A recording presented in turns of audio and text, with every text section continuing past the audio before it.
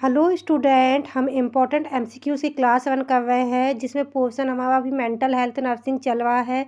इसकी लगभग 7 क्लासेस हम ले चुके हैं, ये 8th क्लास है।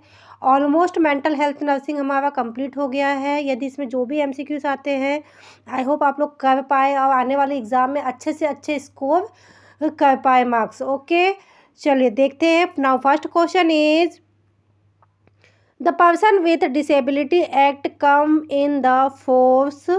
ओके, कब आया था? मेंटल डिसेबिलिटी एक्ट जो है कब पारित हुआ था? देखते हैं। Option A 1995, option B 1987, option C 1895, option D 2001। Now right answer is 1995। Okay, क्या है मेंटल एक्ट? क्या है? डिसेबिलिटी एक्ट जो है, the act was passed by the parliament on the 12 December 1995 को क्या हुआ था? ये एक्ट आया था। Okay, and come into the effect February 7, 1996। It applied to whole India except the Jammu and Kashmir.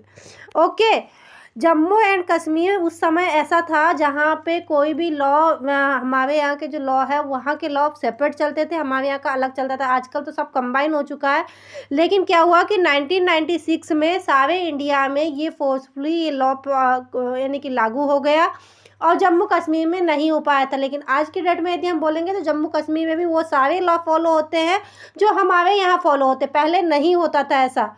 ठीक है, now next question. Developmental mathematical disorder is known as. अब क्या है, ऐसे बच्चे जिनको मैथमेटिक्स में प्रॉब्लम जाती है, मैथमेटिक्स के लिए डिसऑर्डर होता है, उसको क्या बोलते हैं? ठीक है, dyslexia, option B dysphagia, option C calculia, option D autism. आपको मैंने सारे पढ़ा दिए हैं, डिसलेक्सिया भी पढ़ाया, डिस्फेक्सिया भी पढ़ाया, डिसकैलकुलिया क्या है? इसका सही आंसर क्या होगा? डिसकैलकुलिया। जिन बच्चों को मैथमेटिक्स के प्रॉब्लम्स में प्रॉब्लम जाती है, सॉल्व करने में प्रॉब्लम जाती है, उसको क्या मेंटल हेल्थ के टर्म में क्या बोलेंगे?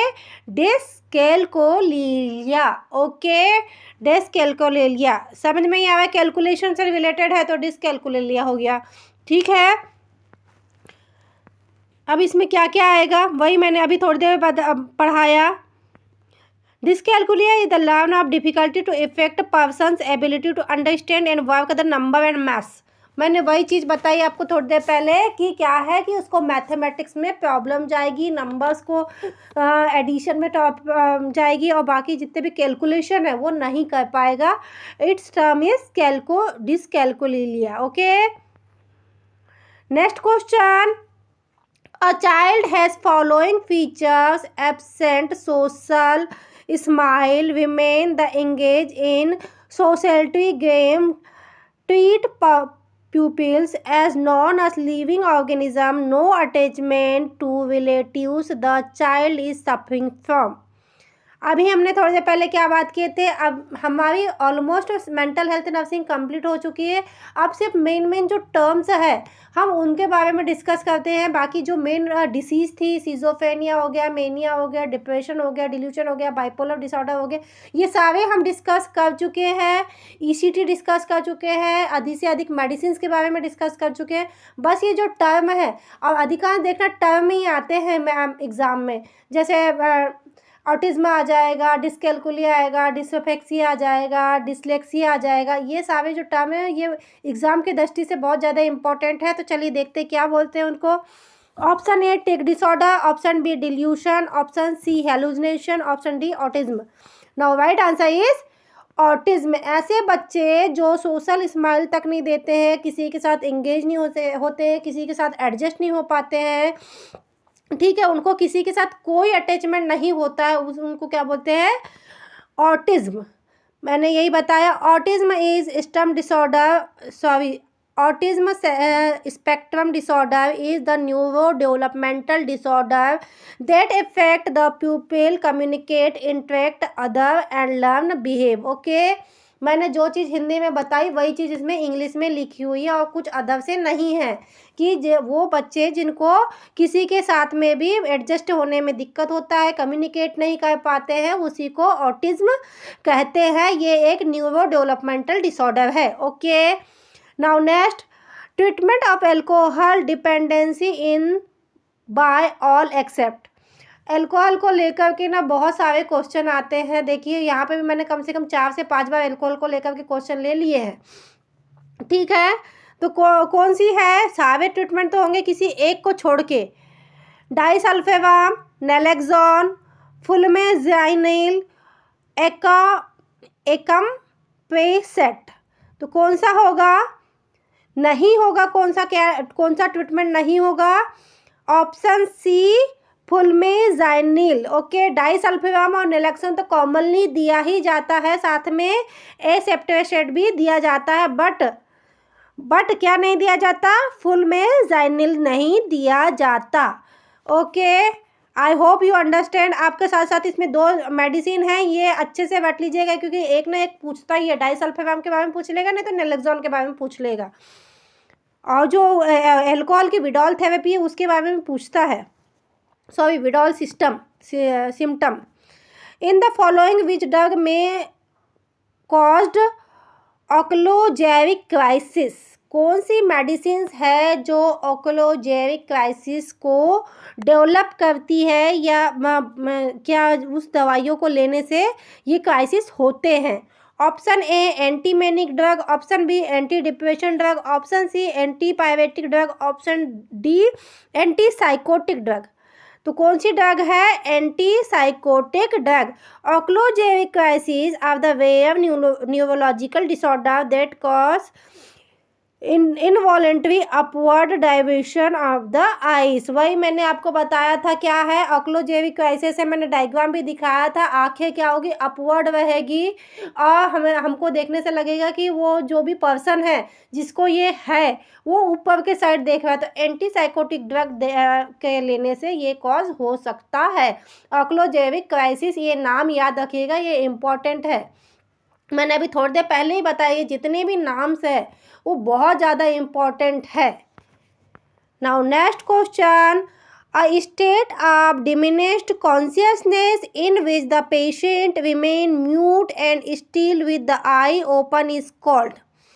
क्या होगा, यदि कोई भी पेशेंट है, ये वो है, वो डिमिनिश यानी कि आधा का कॉन्शियसनेस है, हल्की सी आई ओपन है, तो उसको क्या बोलेंगे।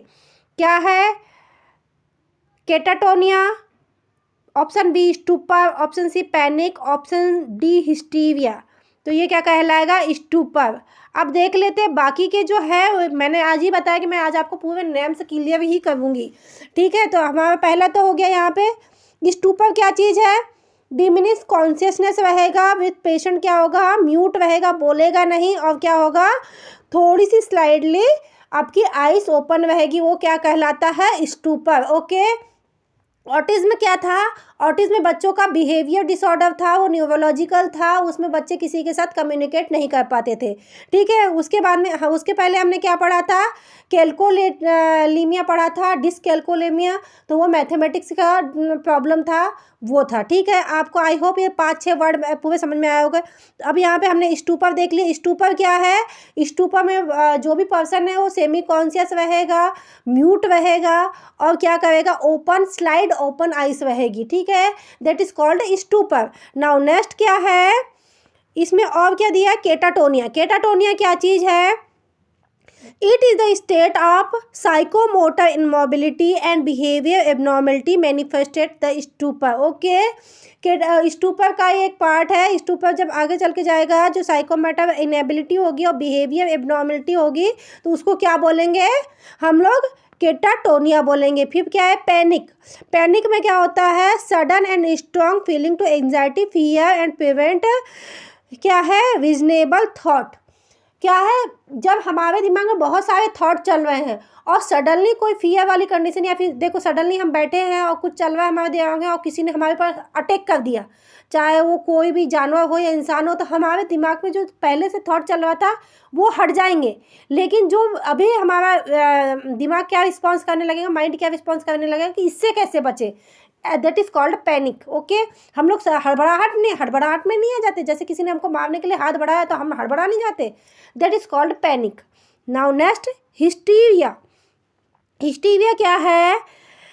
हिस्टीरिया इज एक्सग्रेडिंग और अनकंट्रोल इमोशन और एग्जामिन्ड। ठीक है, क्या है? एक्साइटमेंट। ठीक है, क्या होगा हिस्टीरिया में? अनकंट्रोल एक्साइटमेंट रहेगा। ये मेनिया का एक रूप बोल सकते हैं, मेनिया में भी अनकंट्रोल एक्साइटमेंट रहता है ना, और बहुत हाइपर एक्टिव होता है पेशेंट, इसमें भी एक्साइटमेंट ज़्यादा आपको देखने को मिलेगा। Now next question, I hope आप लोगों को समझ में आ रहा हो, क्योंकि ये जो वर्ड है एग्ज़ाम की दृष्टि से बहुत इंपॉर्टेंट है, कोई ना कोई वर्ड आता ही है। आने वाले समय में ग्रुप 5 की वैकेंसी की एग्ज़ाम है, प्लस हर एक स्टेट में कहीं ना कहीं एग्ज़ाम चल ही रहे हैं, तो आप लोगों के लिए बहुत इंपॉर्टेंट है, ध्यान से पढ़िए, भूलना नहीं है। इसीलिए मैं हिंदी इंग्लिश दोनों में समझा रही हूँ, ताकि किसी को यदि इंग्लिश का याद ना आए तो हिंदी में मेरे बेतुके जो वो है उदाहरण है वो तो याद रहेंगे। Now next, which of the following features is present only in dementia when compared with delirium? Option A misperception, option B vivid illusion, option C hallucination, option D systematized delusion occur earlier. Now right answer is systematized delusion occur. Okay, क्या है आप देख लेते हैं इसमें डिलीवियम क्या चीज़ है। Delirium is the acute confusional state but dementia develop occur time with slow progress and cognitive decline. Okay, क्या है डिलीवियम? क्या है? एक्यूट कंडीशन है, बट डिलीवियम क्या है? धीरे धीरे प्रोग्रेस करता है, धीरे धीरे इंसान उस यानी कि बीमारी डिसऑर्डर से इफेक्ट होने लगता है। ठीक है, क्या है? Systematised delusion occur earlier in schizophrenia and dementia. Okay, क्या होता है? डिल्यूशन क्या है? आगे चल के क्या अकर करता है? Schizophrenia and dementia. डिल्यूशन और डिलीवियम मैंने आप लोगों को पहले ही पढ़ा दिया है। Now next question, which of the following is not a type of conflict? Okay, option A intrapersonal, option B interpersonal, option C manifested, option D intragroup. Now right answer is manifest. Next, which of the following is a long term effect of the medical complication of alcohol? जो बहुत लंबे समय से drinking करते हैं या alcohol consume करते हैं उनको क्या प्रॉब्लम आती है, वो है क्वेश्चन में। तो क्या है? Option A depression, option B paranoia, option C delirium tumor, option D Korsakoff साइकोसिस। तो राइट आंसर होगा कोसाकॉफ साइकोसिस। कोसाकॉफ साइकोसिस कैसे कॉज होता है देख लेते हैं। In alcohol consume as chronic memory disorder. ठीक है, disorder can occur due to the deficiency of thiamine, vitamin B12 is called Korsakoff साइकोसिस। जो लोग लंबे समय से अल्कोहल कंज्यूम करते हैं उनको विटामिन B12 जिसका नाम है थायामीन, यहाँ पे दो चीज़ की ले होगी, विटामिन B12 जिसका नाम है थायामीन, वो हो जाता है, डिफिशियंसी हो जाती है, तो उसी को क्या बोलते हैं? कोसाकॉफ साइकोसिस। आपको ये क्वेश्चन आ सकता है कि कोसाकॉफ साइकोसिस किस चीज़ की कमी से होती है या किस विटामिन की कमी से होती है? तो ये कमी होती है विटामिन B12 की कमी से कोसाकॉफ साइकोसिस होता है। I hope you understand. Now next question, which of the following consideration under the acute neuropsychiatric complication of AIDS? क्या है? Option A organic hallucination, option B organic personality disorder, option C delirium, option D tumour. Now right answer is क्या है? Delirium. Okay, next question, which of the following is not characterise of the endogenous depression, आपको मैं बता दूं 2 type के depression होते हैं, endogenous and exogenous. Now चलिए देखते हैं इनके कैरेक्टरिस्टिक क्या क्या है। Option A, a bitter feeling when the solitary. Option B, feeling of more sadness during evening. Option C, feeling of more sadness during morning. Option D, having suicide tendency. Now right answer is option B, more sadness during the evening type. अब endogenous और exogenous थोड़ा थोड़ा देख लेते हैं हम लोग क्या चीज़ है। Endogenous and exogenous depression were previously used to categorize depression between the whether it's caused the internal and external factor repeatedly. Okay, क्या बोल रहा है, इंडोजीनियस और एक्सोजीनियस जो डिप्रेशन है इसको 2 कैटेगरी में डिवाइड किया गया है। किस बेसिस पे किया गया है, जो इंटरनल फैक्टर है और एक्सटर्नल फैक्टर है कॉज होने के, उसके अकॉर्डिंग इनको डिवाइड किया गया है। नाउ एंडोजीनियस डिप्रेशन की कॉजेस क्या है, ठीक है। caused by the internal factors such as the genetic, biochemical imbalance, it is also called a biological based depression. And exogenous क्या है, it is caused by the external factors such as the stressful event, life changes, also the relatives and situational depression. क्या है endogenous, क्या होगा, हमारे शरीर में जो प्रॉब्लम आ रही है, चाहे वो बायोकेमिकल को लेकर के हो, चाहे वो जेनेटिक हो, उस वजह से जो डिप्रेशन आता है that is called endogenous. And जो आप बोलेंगे एक्सोजीनियस जो है वो बाहरी सिचुएशन, जैसे कि बाहर बहुत स्ट्रेसफुल एनवायरनमेंट है, हमारे लाइफ में कुछ अच्छा नहीं हो रहा है, दैट्स वाई जो स्प्लिट होता है depression, that is called the exogenous depression. Okay, now next question. Diagnostic interview with the sodium amytal or hypnosis is a special factor of option A, phobia, option B, hypervolentation syndrome, option C, mania, option D, post traumatic neurosis. Now right answer is post traumatic neurosis. Okay, post traumatic neurosis क्या है देख लेते हैं। Post traumatic stress disorder is the mental disorder that is develop the person expose the traumatic event is a sexual assault, welfare,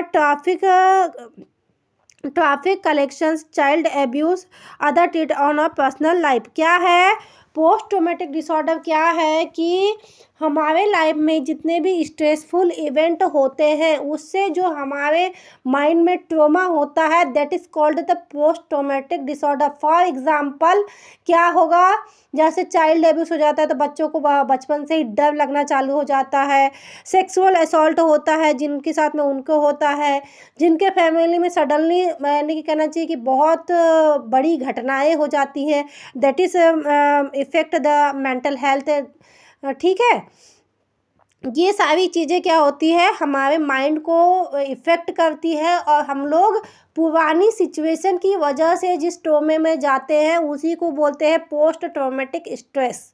okay, और कुछ नहीं है इसमें। Now next, omega sign is seen in which following. Omega sign किस चीज़ में दिखाई देता है। Option A anxious patient, option B deluded patient, option C depressed patient, option D negative patient. Now right answer is depressed patient. Omega sign किस में दिखाई देने को मिलेगा, डिप्रेस्ड पेशेंट में। ओमेगा साइन है क्या चीज़ ये देख लेते हैं। The omega sign is the facial expression that can be sign a depression. Okay, देखना जो लोग हर समय टेंशन में रहते हैं, डिप्रेशन लेते हैं, उनके फेस में झुर्रियाँ देखने को मिलती है बहुत ज़्यादा, that is called omega sine. Okay, ये क्यों होता है, देख लेते अपीयरेंस देख लेते इसका। Omega sign is the facial expression resemble that a Greek word omega. It is caused by the narrowing of the eye balls and visioning of inner balls. Okay, मैंने अभी वही बताया। ये कहाँ इफेक्ट करता है? फेस पे इफेक्ट करता है। हमारी आइस अंदर चली जाएगी, हमारे डार्क सर्कल हो जाएंगे, हमारे फेस पे झुर्रियाँ पड़ जाएगी। That is called omega sine. और ये किस बीमारी में देखने को मिलता है? डिप्रेशन की। ओके, कॉज क्या क्या हो सकता है? देखो यहाँ पे डायग्राम मैंने रखा है। ये इस टाइप का जो झुर्रियाँ आने लगती है ना, बोलते हैं ना समय से पहले बुढ़े हो गए वाली बात हो जाती है। The omega sign is caused by the prolonged contraction of the cubister and procerus muscles gall bladder vision history. Okay, omega sign is the first describe the Charles Darwin 1872। The term omega sign is coined by the Heinrich Squall in 1878। क्या है omega sign? किसने first time ये नाम दिया था? Charles Darwin ने। कब दिया था? 1872 में। और फिर बाद में इसको फॉलो किसने किया? ठीक है, इस टर्म को ओमेगा साइन नाम किसने दिया? Coined by the Heinrich Schule ने। कब दिया था? 1878 में। आई होप आपको ओमेगा साइन समझ में आ गया होगा। इतना तो नहीं, लेकिन इतना जरूर जानती हूँ, ओमेगा साइन करके एक क्वेश्चन जरूर आ सकता है। तो ओमेगा साइन क्या है? फेस में पड़ने वाली झुर्रियों को ही ओमेगा साइन कहते हैं। और ये कंडीशन कैसे डेवलप होती है? सीवियर डिप्रेशन की वजह से। जो लोग बहुत ज़्यादा समय से डिप्रेशन में चल रहे हैं उनके। ठीक है, now next question is when a patient is aware of his mental her mental illness is called. Okay, तो क्या है? Disorientation, unconsciousness, lake of insight and D lake of concentration. क्या है? ऐसे पेशेंट जिनको अपने मेंटल इलनेस के बारे में पता नहीं होता, वो क्या कहलाता है? Lake of insight. और इसका दूसरा नाम क्या है? ये तो लेक ऑफ इंसाइट तो है, ये इम्पोर्टेंट है, एनोसोनोजीनिया। ठीक है, एनोसोनोजेसिया क्या है? एनोसोनोजेसिया क्या है? एनोसोगजेसिया क्या है? क्या है? Lake of insight. ऐसे पेशेंट जिनको अपनी मेंटल इलनेस के बारे में पता नहीं होता, that is called anosognosia. Okay, anosognosia. Okay, ये टर्म है, बहुत इंपॉर्टेंट है, इसको याद रखिएगा। Now next question, which of the following is the most lethal method of suicide.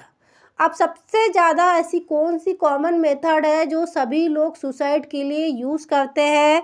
चलिए ऑप्शन देख लेते हैं। Use of gun, option B drowning, option C taking poisoning, option D wrist cutting. Now right answer is use of gun.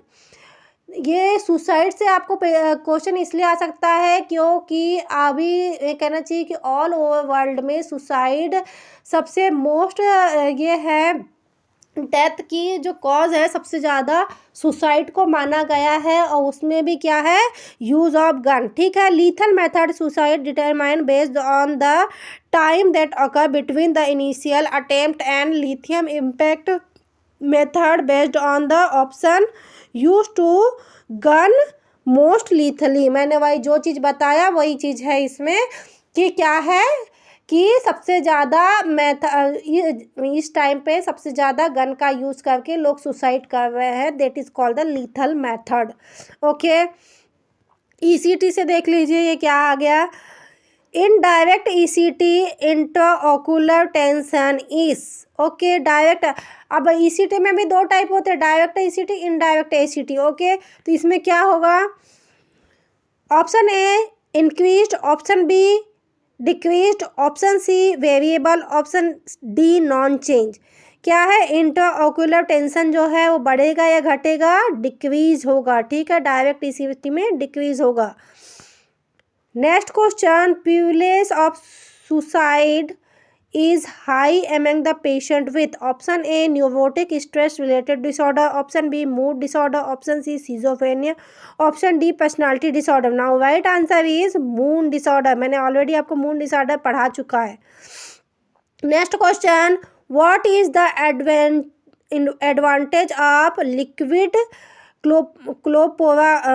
क्लोप्रामाइजिन over its tablet form. यदि हम कहना चाहिए कि क्लोप्रामाइजाइन को हम लोग टैबलेट फॉर्म में लेते हैं तो उसके एडवांटेज क्या होंगे।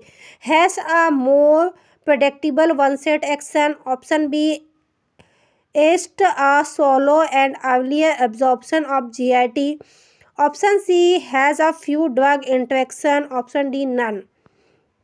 नाउ राइट आंसर इज क्या है, has a more predictable onset of action. ठीक है, क्या होगा, लिथियम फॉर क्या है, प्रेडिक्टेबल फॉर 2 to 4 आवर्स। ठीक है, क्या होगा, लिक्विड फॉर्म में क्या होगा, ये जल्दी एब्जॉर्ब होगी, कितने घंटे में, 2 से 4 घंटे में हो जाएगी।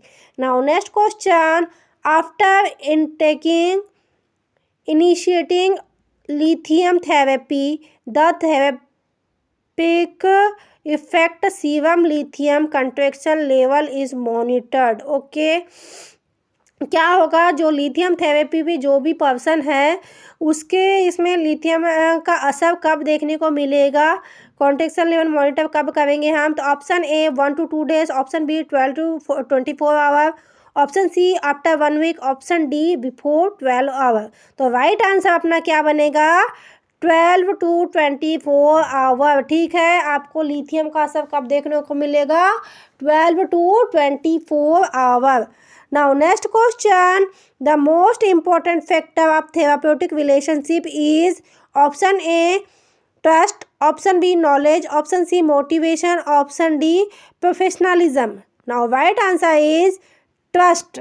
ठीक है, ट्रस्ट क्या है, थेराप्यूटिक रिलेशनशिप में सबसे पहले आपको किसी भी व्यक्ति को ट्रस्ट करना है। आप कोई भी रिलेशन में जाइए, सबसे पहले ट्रस्ट ही तो जरूरी होता है ना, तो that is called trust. Okay, now chronic alcoholism patient is treated by initially. अब बताइए क्या है इसमें, आपको पता होना चाहिए। Use of paraldehyde, option B use by technilized, option C provide the high protein, option D IM injection of lithium. मैंने अभी थोड़ी देर पहले ही पढ़ाया है, क्या है, लिथियम बोल रही मैं, थायामीन। थोड़ी देर पहले ही थायामीन पढ़ाया है, कार्सिकोप्साइकोसिस, दैट इज। ठीक है, क्या है राइट आंसर, क्या होगा, option D IM injection of thiamine. क्यों, डिफिशियंसी हो जाएगी विटामिन B12 की, इसीलिए हम थायामीन का इंजेक्शन देंगे क्रोनिक एल्कोहल पेशेंट को। और यदि क्या पढ़ाया, और विटामिन B12 की कमी से क्या होता है, Korsakoff psychosis. Now next question, identity versus role confusion is that task of which stage of development according to Erik Erikson. आपको पता है इविक एरिक्सन ने एक थ्योरी दी थी ग्रोथ एंड डेवलपमेंट के ऊपर में, तो उसके according identity versus role confusion किस एज में आता है। ऑप्शन देख लेते हैं, option A toddler, option B adolescent, option C adult, option D preschooler. Now right answer is क्या होगा, एडोलसेंट। चलिए देख लेते हैं, ये जो इविक एरिक्सन ने दिए हैं थ्योरी, इसके अकॉर्डिंग क्या होगा।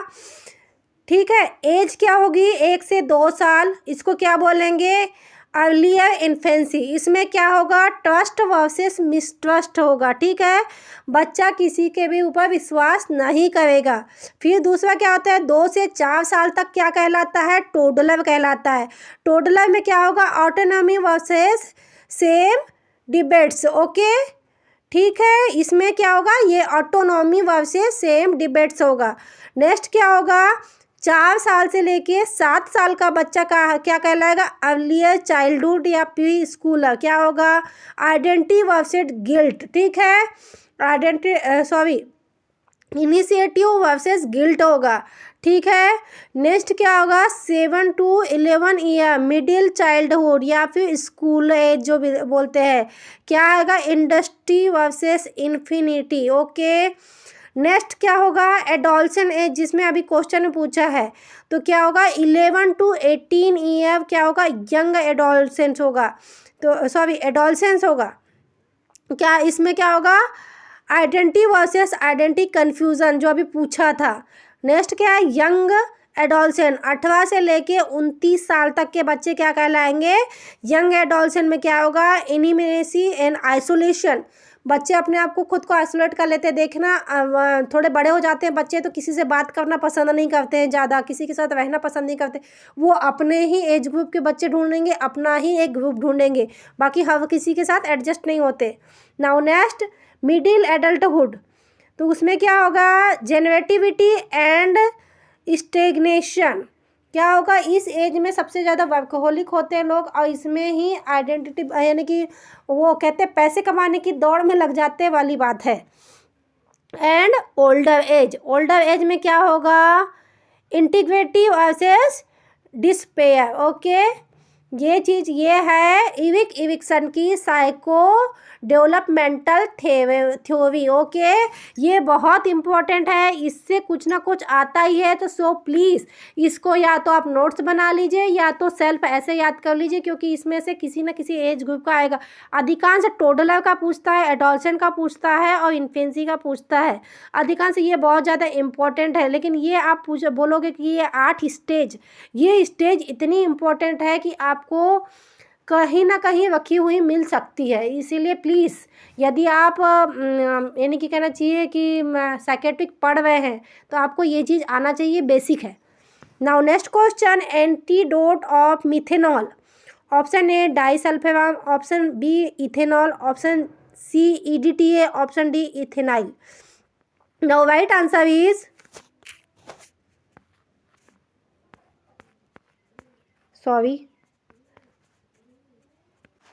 Now right answer is ethanol. Okay, antidote of methanol is ethanol. Antidote पूछता है।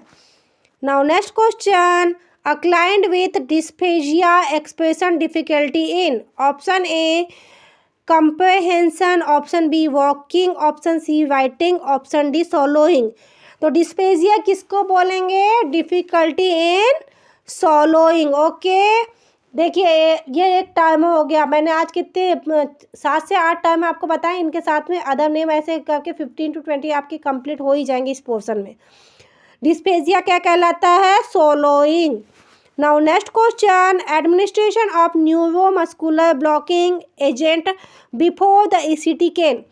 क्या है, ECT देने से पहले न्यूरोमस्कुलर ब्लॉकिंग एजेंट क्यों दिए जाते हैं। Option A dry mouth, option B respiratory difficulty, option C increase body secretion, option D seizures.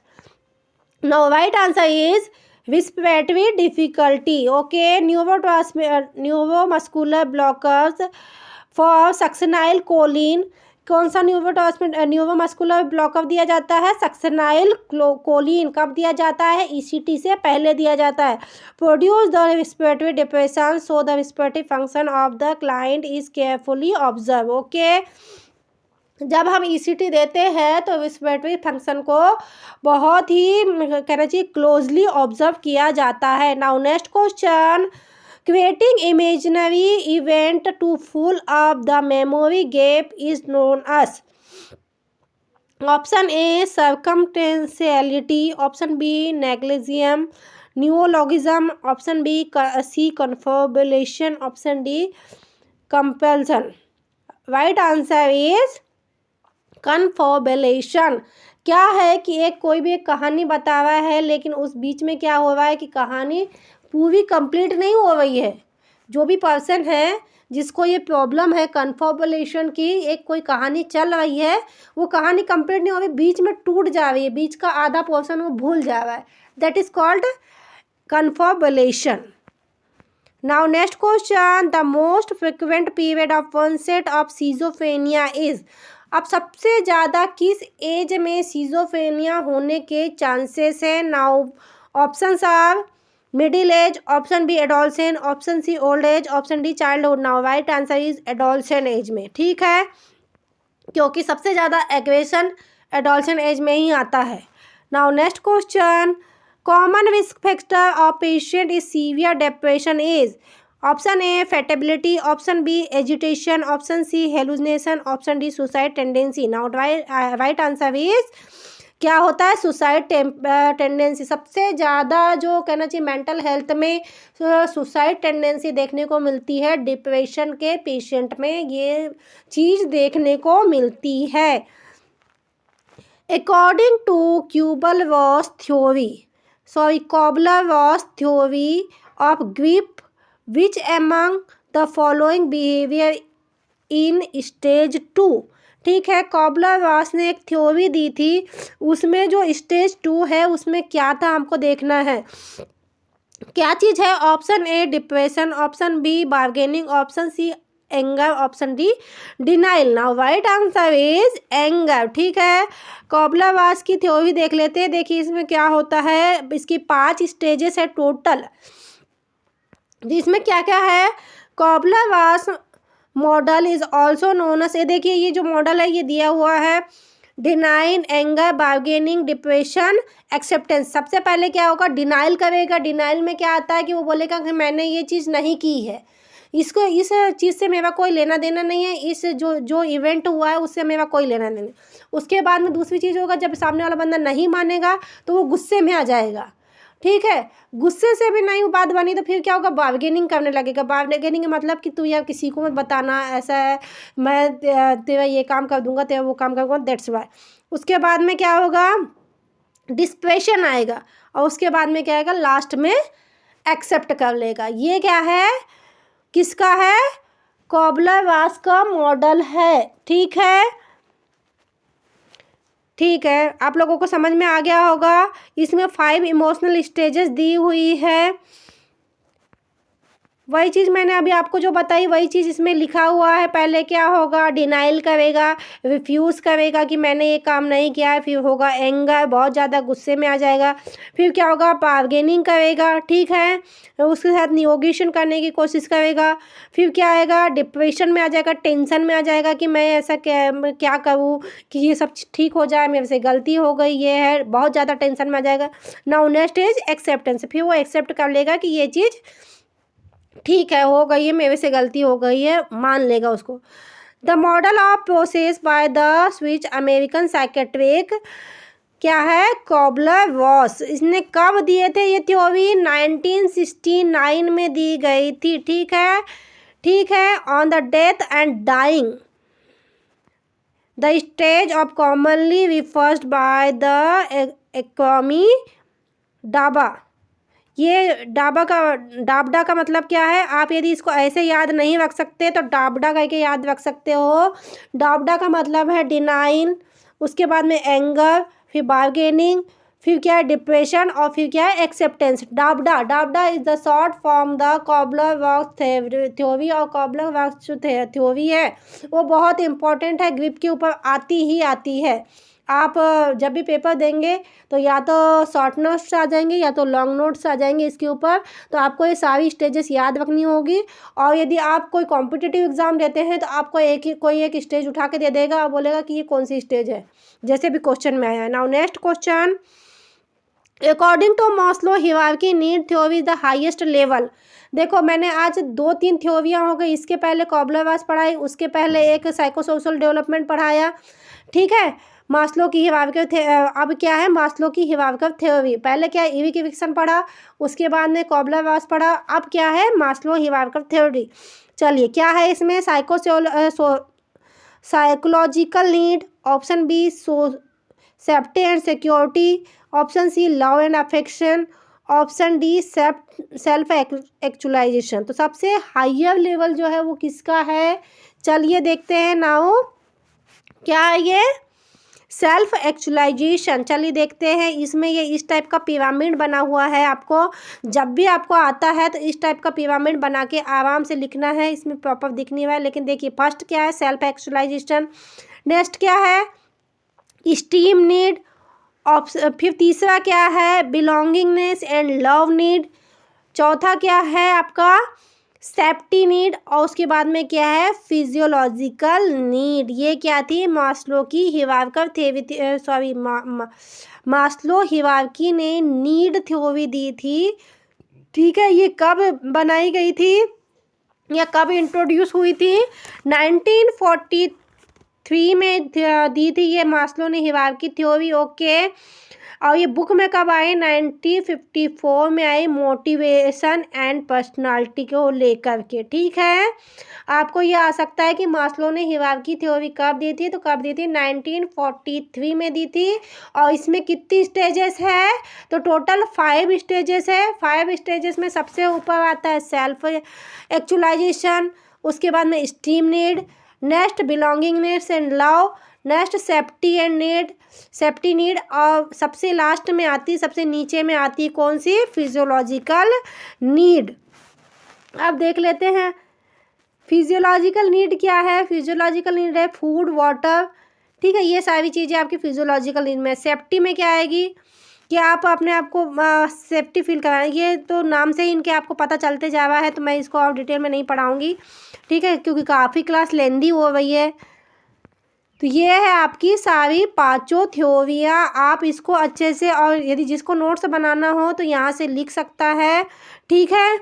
क्या क्या चीज़ है, तो क्या है? फिजियोलॉजिकल है, सेफ्टी है, लव एंड बिलोंगिंगनेस है, स्टीम है, सेल्फ एक्चुअलाइजेशन है। तो यहाँ पे क्या है?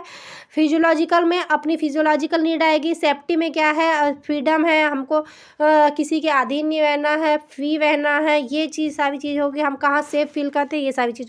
लॉन्ग एंड बिलोंगिंगनेस वही है, अदर पीपल ग्रुप लव्स आएगा इसमें। स्टीम में क्या आएगा? Self respect and respect from other, okay. Steam में क्या होगा? अपनी रिस्पेक्ट करनी है ना, दूसरों की भी रिस्पेक्ट करनी है। ऐसा नहीं कि अपनी रिस्पेक्ट करके दूसरे की रिस्पेक्ट कर दे। नेक्स्ट सेल्फ एक्चुअलाइजेशन क्या आएगा? Become the everything over the comparable, okay. Now next question, direct evidence of alcohol addict is option A memory disturbance, option B confabulation, option C psychosis, option D withdrawal symptom. No right answer is alcoholism के जब भी patient का बात आती है तो हमको एक चीज़ बहुत अच्छे से याद रखनी चाहिए कि उन लोगों में विड्रॉल सिम्टम देखने को मिलते हैं। सो स्टूडेंट, ये थी मेंटल हेल्थ नर्सिंग के कुछ इम्पॉर्टेंट एमसीक्यूज जो हमने आज डिस्कस किया। आने वाले एग्ज़ाम्स के लिए ये एमसीक्यूज बहुत ज़्यादा इम्पॉर्टेंट है, तो आप लोग ध्यान से पढ़िए। चाहे आप अपनी थ्योरी का एग्ज़ाम दे रहे हो या फिर कॉम्पिटिटिव एग्ज़ाम के लिए दे रहे हो, उन सब के लिए ये बहुत ज़्यादा इम्पॉर्टेंट है, ठीक है। अच्छे से पढ़िए, आने वाले सभी एग्ज़ाम्स के लिए बेस्ट ऑफ लक। यदि आपको क्लास अच्छी लगी हो तो लाइक, सब्सक्राइब और शेयर ज़रूर करें, और हमारे बेल आइकन को दबा के रखें ताकि आने वाली क्लास की नोटिफिकेशन आप लोगों को मिलती रहे। Thank you for watching.